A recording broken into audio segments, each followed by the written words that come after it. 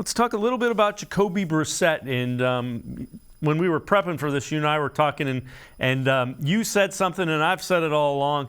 You know, Jacoby Brissett labeled a game manager. That's not a bad thing. People have a negative connotation, and it isn't a negative.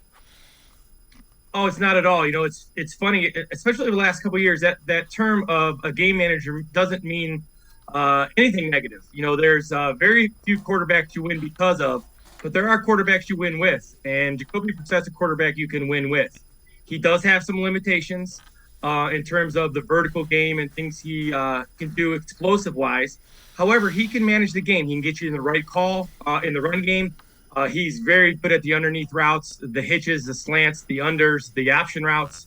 I just think he needs to stay within those parameters. And if he stays inside those parameters, he's pretty good. Yeah, and again, he is very, I would say he's consistent. I mean, there was a bad interception last week, and there's, you know, that's one he would like back, and quarterbacks are going to have those.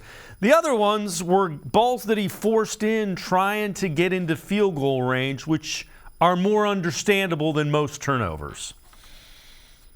Yeah, again, for me, it's the idea, you know, he threw the ball 45 times last week. That's equivalent to the Joe Burrows, the Patrick Mahomes. Those guys are throwing the ball 40, 45 times a game. In fact, he threw the ball more than everybody, I think, except Herbert, who threw it, I think, over 50. So he is what he is. You know his limitations, and he has made some bad plays trying to force the ball in there. But the Browns are a running team. They built their offense on the offensive line, their running backs, their tight ends.